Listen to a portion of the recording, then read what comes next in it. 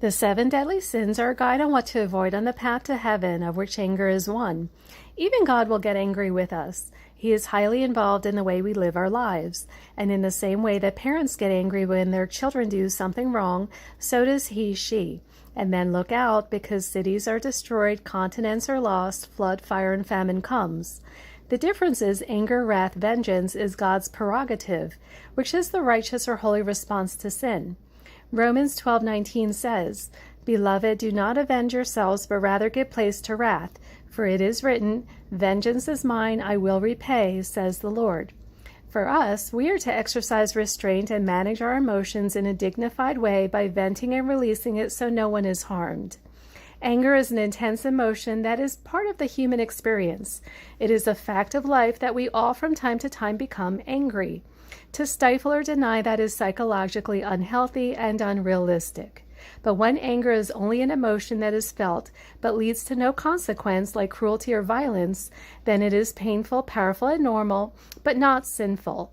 Anger does become a sin and a very serious issue when we lose control and lash out with abusive words to others, or strike another out of fury, become enraged, throw or break things in a volatile state that can lead to other immoral behavior.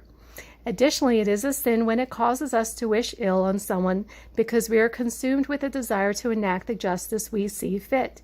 When we blow up and act out in a way that is not consistent with the teachings of Jesus, Buddha, or any of the other ascended masters, or when we allow anger to harden into resentment, revenge, or hostility, then we are in dangerous sin territory where hell becomes self-imposed and leads to the death of the soul. A famous quote says, "The best of you are the ones who take the longest time to get angry. The worst of you are the ones who take the longest time to get over it." The passion of anger is meant to be purified, redirected, and transformed. Anger is what we do with it. It signals that something is wrong and can motivate us to take constructive action and address the source of frustration, hence using it to correct, teach, and/or defend, which can result in higher learning and greater compassion.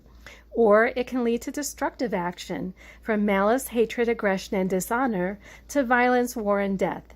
In Ephesians 4:26, Paul writes, "Be angry, and in your anger do not sin." Patience is the heavenly virtue that counters anger. By pulling back and looking at the bigger picture and appreciating the journey of life in the schoolroom called Earth, we can practice the pause to avoid any immediate response from anger that may lead to regretful mistakes or cause our downfall.